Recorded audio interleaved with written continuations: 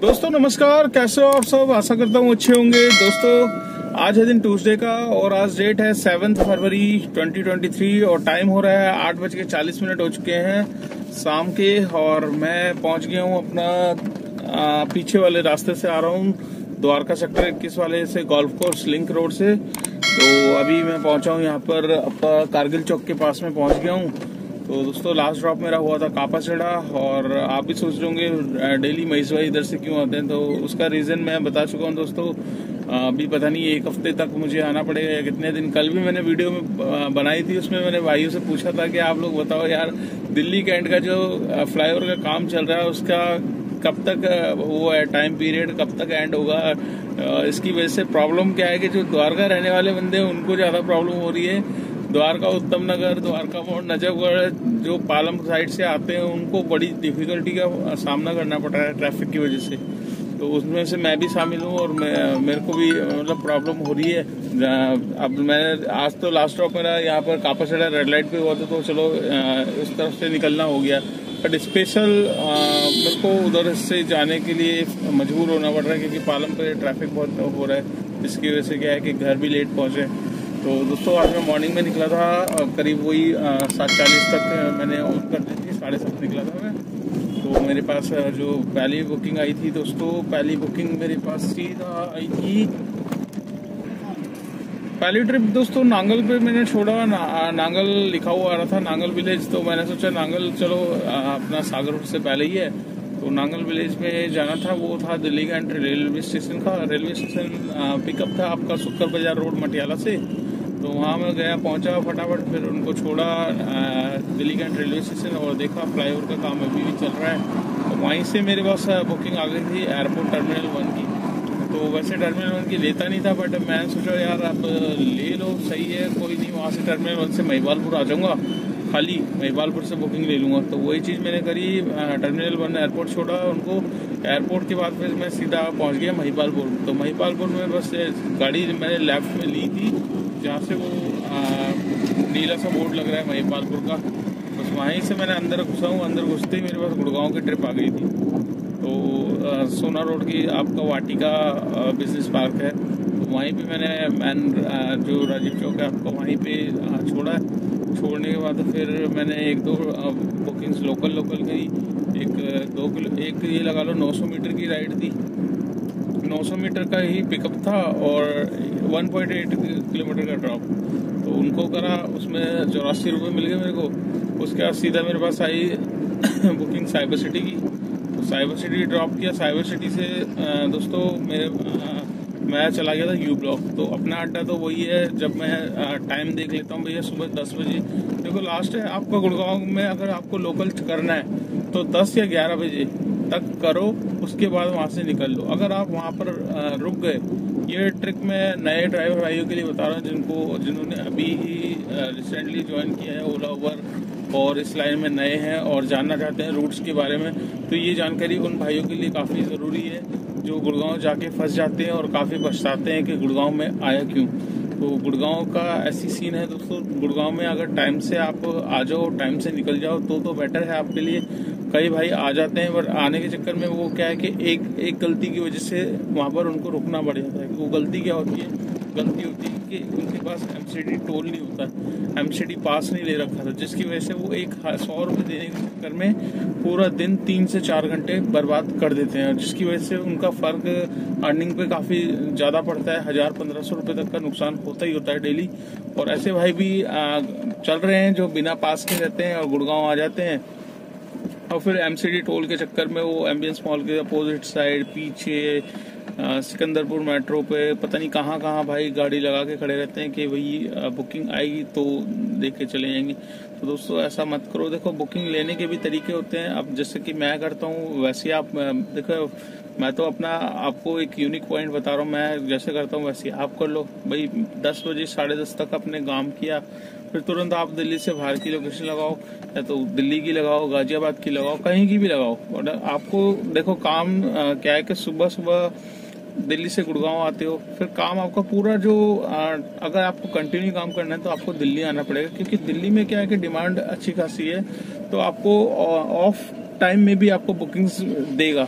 और जहाँ 12 बजे के बाद आपको स्कूल्स की छुट्टी हो जाती है, कोर्ट्स की छुट्टी हो जाती है, काफ़ी जगहों की छुट्टियाँ होती है, तो जिसकी वजह से क्या है कि डिमांड पूरे दिल्ली में रहती है। और दिल्ली के जब आप दिल्ली में गाड़ी चलाओगे तो आपको सारे एरिया पता चल जाएंगे, हॉटस्पॉट एरिया पता चल जाएंगे, कहाँ है कहाँ नहीं है। तो ये सब चीज़ें हैं। तो जब भी आप गुड़गांव आते हो तो फटाफट निकलने की कोशिश करो। तो मैंने भी वही किया था, मैंने यू ब्लॉक से लोकेशन डाली थी गाजियाबाद की, बट मेरे पास सीधा बुकिंग आई ग्वालपाड़ी की। तो मैंने सोचा यार 15-16 किलोमीटर है ग्वालपाड़ी, और ले ही लेता हूँ, वहाँ से फिर मैं वापस उस तरफ आ जाऊँगा गोल्फ कोर्स रोड पे। तो मैं ASF टावर पे मैंने ड्रॉप किया ग्वालपाड़ी में, वहाँ से निकल के मैं आया हाईवे पे। तो वैसे ही मेरे पास दोबारा ASF टावर से ही है, वहाँ रेजिडेंस भी है सोसाइटी, वहीं से बुकिंग आई थी बल्लभगढ़ की।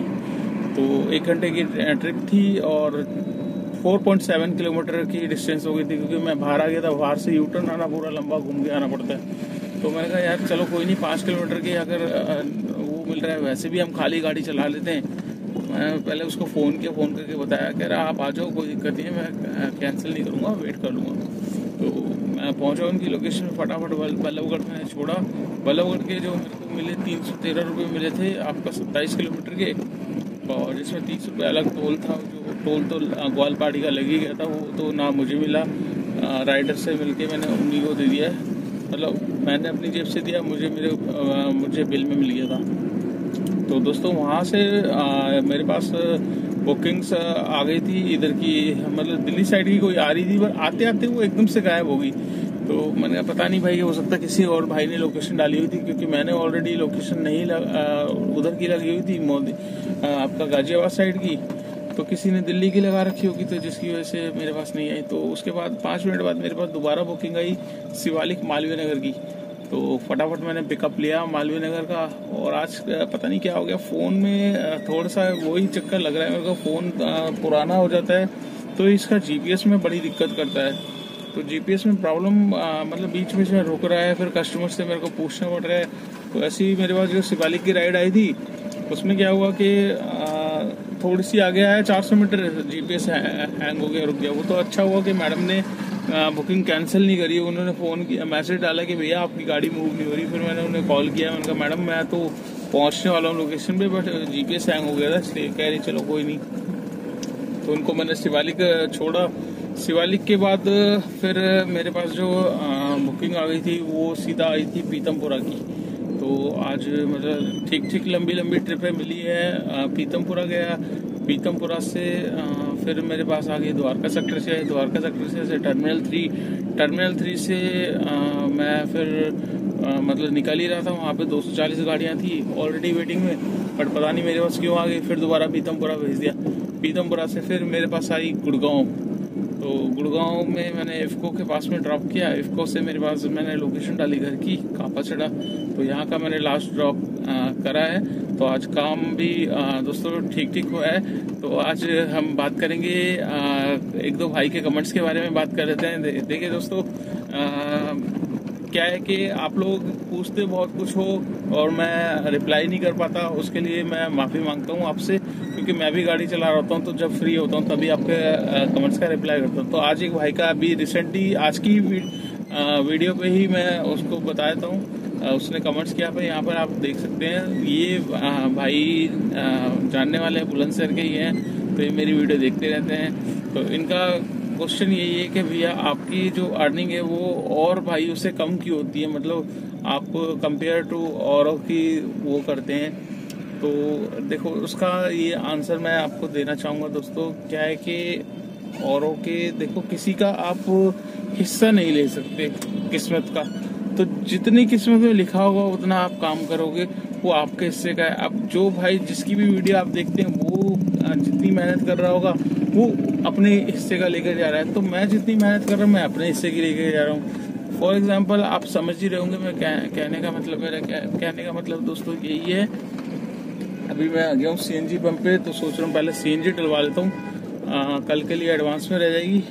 वैसे तो मेरे पास है अभी CNG, पर फिर भी मैं फिल करवा लेता हूँ, आधी से ऊपर है, कल का टाइम बच जाएगा। और क्या ले, कहाँ गए उत्तराखंड भाई साहब? दिन में? अरे दिन में, चलो। तो दोस्तों अभी करता हूँ मैं सीएनजी डलवा लेता हूँ जरा। तो दोस्तों मैंने सीएनजी फिल करा ली है। वैसे सीएनजी 2 पॉइंट ही कम हुए थे और दिन में डलवा ली थी सीएनजी। उसके बाद मैंने कहा चलो अब क्या है कि 363 रुपये की सीएनजी आई है, तो अब एकदम फुल हो गई। तो समझ फुल हो गई तो 750 रुपये तक की फुल होती है इस टाइम। तो इस टाइम क्या है कि अच्छे प्रेशर में आ जाती है सीएनजी। तो कल क्या है कि कल दिन में हो सकता है डलवानी नहीं पड़े मेरे को। तो दोस्तों हम बात कर रहे थे एक भाई के कमेंट्स की, और कमेंट्स की यही मैं आपको बता रहा था कि भैया देखो अर्निंग क्या है कि सबकी अलग अलग होती है। और रही बात आप मेरे से पूछना चाह रहे हो कि मैं अपना काम कम क्यों बताते हूँ या कम होता है, तो भैया ना मैं कम बताता है ना और कम होता है मेरा काम। ठीक है, होता इसलिए कम है क्योंकि मैं रोड पे टाइम नहीं दे पाता ज़्यादा, और अपनी भी घर की प्रॉब्लम रहती है। और मतलब टाइम देखो इस लाइन में वही है, इसमें जितना ज्यादा आप टाइम दोगे उतनी ज्यादा आप अर्निंग कर सकते हो। मेरा मानना ये है, एग्जांपल यही है कि मैंने बोल रखा है कि 12 घंटे में इतना काम होता है, तो डेफिनेटली वो आजमा के देख लो, आप खुद रोड पे निकलो। अभी तो इस भाई के जो मैं कमेंट्स का रिप्लाई कर रहा हूँ उनकी गाड़ी अभी आई नहीं है, तो दोस्त आप भी गाड़ी जब लाओगे तब आपको पता चल जाएगा कितना काम है कितना नहीं है। बाकी यही है, पैसे की कमी नहीं है, जितनी मेहनत करोगे उतना पैसा निकाल सकते हो, बट एक लिमिट होती है।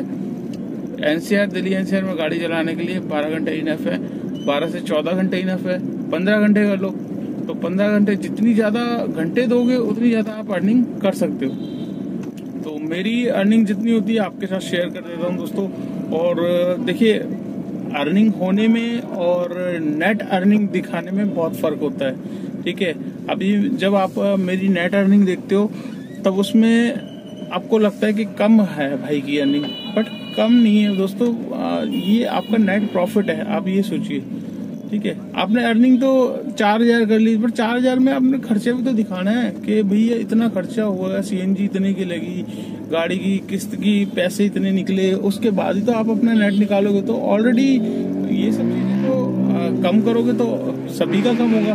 तो जो भाई 4000 का भी काम करता है तो उसके भी कम से कम खर्चे वर्चे हटा के वो कम से कम 2200-2500 ये उठाता होगा नेट में प्रॉफिट। और जो भाई 3000 का काम करता है उसकी भी सीएनजी 700-800 की लग के उसके बाद गाड़ी की ईएमआई निकालेगा, तो 1500 और 1600 यही इनकम आएगी। तो पूरी स्लैब बनने में अच्छा लगता है, बट उसकी वजह से जब खर्चे काटोगे तब आपके नेट प्रॉफिट आता है, नेट अर्निंग ये होती है। तो इसीलिए भाई ये अर्निंग कम दिखती है, और यही कारण है, मतलब अर्निंग कम आपको लगती है। बाकी जो भी है मेरा रीजन मैंने आपको बता दिया है, मैं थोड़ा टाइम नहीं दे पाता, टाइम जितना ज्यादा दूंगा उतनी ज्यादा अर्निंग कर सकता हूँ। तो दोस्तों आज की वीडियो आपको कैसी लगी लाइक जरूर करना, और दोबारा से आज मैं आप लोगों से रिक्वेस्ट कर रहा हूँ कि आप लोग वीडियो पे आते जरूर हो, ना ही चैनल को सब्सक्राइब करते ना ही लाइक करते। दोस्तों सब्सक्राइब भी करिए, लाइक भी करिए, और हो सके तो इसको शेयर भी कर दीजिए। जितना आप वीडियो को शेयर करोगे उतनी वीडियो आगे पहुंचेगी, उन भाइयों के पास जाएगी जो ओला उबर के बारे में जानना चाहेंगे, कितना काम होता है कितना नहीं होता। ठीक है दोस्तों, तो आज का मैं काम आपको बता देता हूँ। आज का काम मेरा, तो आज का काम आप यहाँ पर देख सकते हैं। आज का काम टोटल जो हुआ है 2535 रुपए का आज का काम है। ठीक है, और इसमें क्या है कि अब ये अर्निंग भी तो ज्यादा हुई है, मतलब और दिन के अकॉर्डिंग थोड़ी सी ठीक हुई है। और देखिए 12-13 घंटे में ये अर्निंग हुई है, और ये लगा लीजिए इसमें 2535 में 2 तो टोल है, एक स्टेट का एक एमसीडी, तो 2700 रुपये का काम हो गया, 2735 रुपये का काम हो गया। अब इस 2735 में दोस्तों आपको अच्छा तो लग रहा होगा स्लैब। अब इसमें से जब खर्चे काटूंगा मैं तो ऑटोमेटिकली अर्निंग कम हो जाएगी। तो खर्चे क्या काटूंगा, सुबह मैंने सीएनजी डलवाई थी आपका 455 रुपये की, फिर दिन में डलवाई मैंने 386 रुपये की, तो टोटल सीएनजी कितनी डल गई इसमें 800 रुपये तक की सीएनजी डल चुकी है। ठीक है, 800 में जो मेरे पास पड़ी हुई थी 2 पॉइंट पड़े हुए थे, तो आधी सीएनजी थी, तो 800 में से वही 600 रुपये तक की सीएनजी लग गई मेरी। तो 600 में से अब आप निकाल लीजिए, पहले तो 200 रुपये टोल को निकाल लेते हैं हम, तो 2500 रुपये है, 2500 रुपये में से 600 रुपये की CNG हटा लीजिए तो बचे 1900 रुपये। 1900 में से 200 रुपये गाड़ी की मेंटेनेंस, फिटनेस परमिट, टायर घिस रहे हैं, इंश्योरेंस, ये सारी चीजें 200 रुपये में मैं काउंट करता हूँ। 200 रुपये उसमें से और निकल जाएंगे तो बचेंगे 1700 रुपये। तो आज की जो नेट इनकम है दोस्तों वो है 1700 रुपये की। इन 1700 में मुझको किसी को कुछ नहीं देना, ये मेरा अपना प्रॉफिट है। हाँ, अगर इसमें मेरी गाड़ी नहीं होती या आप मेरी जगह होते, आपकी गाड़ी नहीं है, तो इसमें से आपको अपनी गाड़ी की EMI भी निकालनी पड़ेगी। तो EMI कम से कम आपकी 500 रुपये तो बनेगी। तो 1700 में से 500 और निकाल लीजिए तो बचे कितने दोस्तों, 1200 रुपये। तो वही जो चीज़ मैं आपको बताता हूँ कि भैया 12 घंटे में इतना काम होता है तो उतना होता है। और फॉर एग्जांपल आपके सामने ही है विद प्रूफ। और वही चीज़ है, मेहनत जितनी करोगे, जितने लॉगिन रहोगे, जितना टाइम दोगे, उतनी ज़्यादा अर्निंग आप कर सकते हो। कमाई की कोई वो नहीं है इसमें, जितना आप चाहो उतना कमा सकते हो। बट मेरा मानना ये है कि 12 घंटे 13 घंटे इनफ होते हैं। आप खुद दिल्ली की सड़कों पर जब ट्रैफिक में फंसोगे, ट्रैफिक में चलाओगे गाड़ी, तो अपने आप आपको एक्सपीरियंस हो जाएगा। तो दोस्तों इस ब्लॉग को कर लेते हैं यहीं पे एंड। आपको वीडियो कैसी लगी लाइक करना, चैनल पे फर्स्ट टाइम तो चैनल को सब्सक्राइब कर लेना, दोस्तों के साथ शेयर करना मत भूलिएगा। और कुछ भी अगर जानना चाहते हैं ओला उबर से रिलेटेड तो आप मेरे व्हाट्सएप ग्रुप से ज्वाइन हो जाइए। आप मुझे व्हाट्सएप कॉलिंग भी कर सकते हैं और कुछ भी आपके कमेंट्स है तो कमेंट्स करके भी आप मुझसे पूछ सकते हैं। और जानना चाहते हैं कि आजकल ओला उबर में कितना काम हो रहा है, डिजायर में कितना काम है, वैगनआर में कितना काम है, तो ये सारी की सारी वीडियो मैंने डाली हुई है। डिस्क्रिप्शन में जाइए, वीडियो वाइज लिंक लगी हुई है, आप वहाँ से जाके भी चेकआउट कर सकते हैं। तो चलिए दोस्तों इस ब्लॉग को कर लेते हैं यहीं पे एंड और आपसे मिलते हैं कल नेक्स्ट डे नेक्स्ट ट्रेनिंग पे। Till then bye bye.